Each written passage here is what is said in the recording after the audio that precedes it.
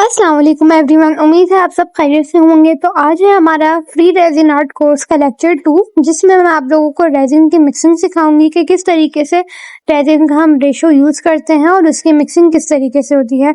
ये बिल्कुल main step है रेजिन आर्ट का, बेसिक भी है और सबसे इम्पोर्टेंट स्टेप भी है। अगर आपकी रेजिन सही तरीके से मिक्सअप नहीं हुई भी होगी तो आपका कोई भी प्रोडक्ट जो है वो सही नहीं बनेगा, आपकी रेजिन जो है वो क्योर नहीं होगी, यानी वो सॉलिड फॉर्म में नहीं आएगी। तो चलिए हम अपना मेन स्टेप स्टार्ट करते हैं। यहाँ पे सबसे पहले मैंने ग्लव्स वेयर कर लिए हैं। ये आपने लाजमी वेयर करना है क्योंकि ये केमिकल है, या आपके हाथों को डैमेज कर सकता है। तो यहाँ पर मैं हमने रेजिन और हार्डनर का यूज करा है 2:1 रेशो का। मैंने अपना डिजिटल स्केल ले लिया है। इसकी हालत पे मत जाइएगा, ये काम करने रेजिन के काम जैसे हम करते रहते हैं, रेजिन गिरता है तो इसकी हालात कुछ इस तरीके से हो जाते हैं। तो मैंने यहाँ पर सबसे पहले जो है कप मेजर कर लिया। कप का वेट मेरे पास आ रहा था 2 ग्राम। देन मैंने ये ट्रेड का बटन जो है वो प्रेस करा है। तो इससे क्या हुआ, जो उसकी रेटिंग थी वो बिल्कुल 0 पर चली गई दोबारा से। अब मैंने यहाँ पर रेजिन डाला है, यानी पार्ट ए जो होता है जिसके हमें 2 रेशियोज लेने होता है। तो मैंने यहाँ पर जो है अप्रॉक्स 60 ग्राम जो है वो मैंने अपना रेजिन लेना था। तो मैंने जो है यहाँ पर पूरी एग्जैक्ट 60 रेटिंग के हिसाब से जो है मैंने अपना रेजिन डाला है। अच्छा, ये आपने बिल्कुल एग्जैक्ट लेनी है, थोड़ा ऊपर नीचे हो जाए तो आपने अपना रेशो बढ़ा लेना है। ये नहीं करना कि आपने रेजिन और हार्डनर मिक्स हुआ था और वो आपने वापसी बॉटल में डाल दिया, तो आपकी जो रिमेनिंग जितनी भी रेजिन होगी, जितना भी हार्डनर होगा, वो सब खराब हो जाएगा और आपके जो पैसे जो है वो वेस्ट हो जाएंगे। अच्छा, अब यहाँ पर मैंने 60 ग्राम रेजिन लिया था, तो मैंने उसका हाफ यानी 30 ग्राम जो है मैंने इसमें हार्डनर डालना था। यहाँ पर भी मैं दोबारा ट्रेड का बटन प्रेस कर सकती थी, तो वो दोबारा रेटिंग 0 पे चली जाती और हम 30 तक मेजर कर लेते।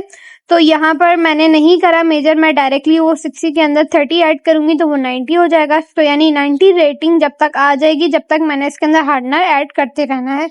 तो यहाँ पर ये जो टोटल मेरे पास मिक्सचर हो गया एग्जैक्ट 90 रेटिंग का हो गया, जिसमें 2 रेशो मेरे पास रेजिन के गए और 1 रेशो जो है मेरे पास हार्डनर का आया। अच्छा, ये तो होता है बिल्कुल बेसिक स्टेप। अब यहाँ पर कुछ लोग गलती क्या करते हैं, वो डिजिटल स्केल यूज नहीं करते, वो कुछ इस तरीके से स्पून्स वगैरह से यूज करते हैं, जो मैं वीडियो यहाँ पर ऐड कर रही हूँ। ऐसे मैं एक दिन टिकटॉक स्क्रॉल कर रही थी तो मेरे सामने ये वीडियो है। अब आप लोग देख सकते हैं how she measured from spoon.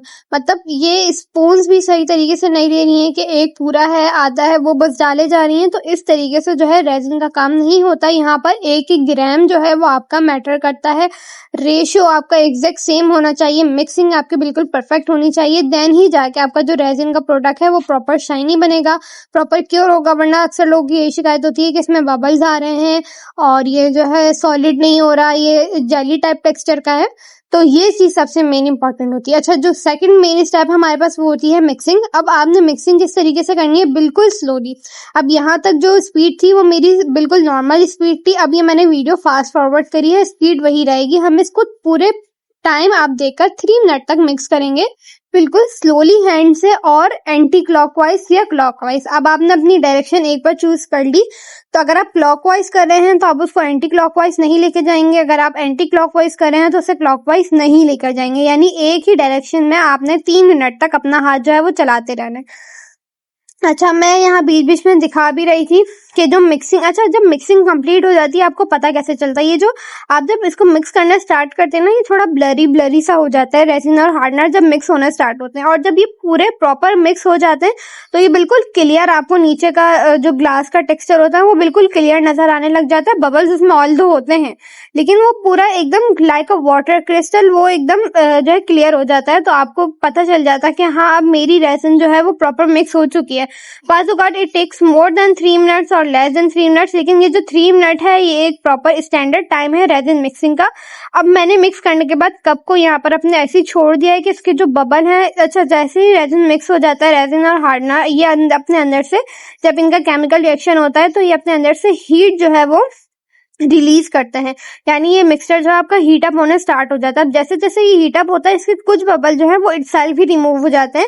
अब यहाँ पर मेरे कैमरे ने सही तरीके से फोकस नहीं करा है, लेकिन अगर आप लोग देख रहे होंगे तो यहाँ पर आप लोगों को डॉट डॉट से नजर आ रहे होंगे और कुछ वो इटसेल्फ खुद ही खत्म हो रहे हैं, क्योंकि रेजिन एक केमिकल है। रेजिन और हार्डनर जब 2 केमिकल कंपाउंड आपस में रिएक्ट करते हैं तो कोई ना कोई इनका रिएक्शन होता है। तो ये एक केमिकल है, केमिकल बेस्ड ये एक आर्ट है और इसको केमिकल की तरीके से से ही रखा जाए, तभी कहा जाता है कि हर कोई रेजिन आर्ट नहीं कर सकता। ये जो आजकल हमारी आवाम को जोश चढ़ा हुआ है, हर किसी से देख के उन्होंने रेजिन आर्ट स्टार्ट कर दिया है, ये बिल्कुल गलत है।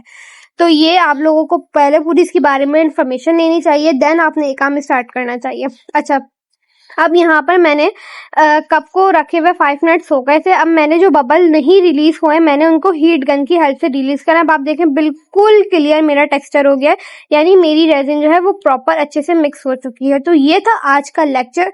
अगर आप लोगों को आज की वीडियो पसंद आई है तो मुझे लाइक और फॉलो करना मत भूलिएगा। अब तक के लिए अल्लाह हाफिज।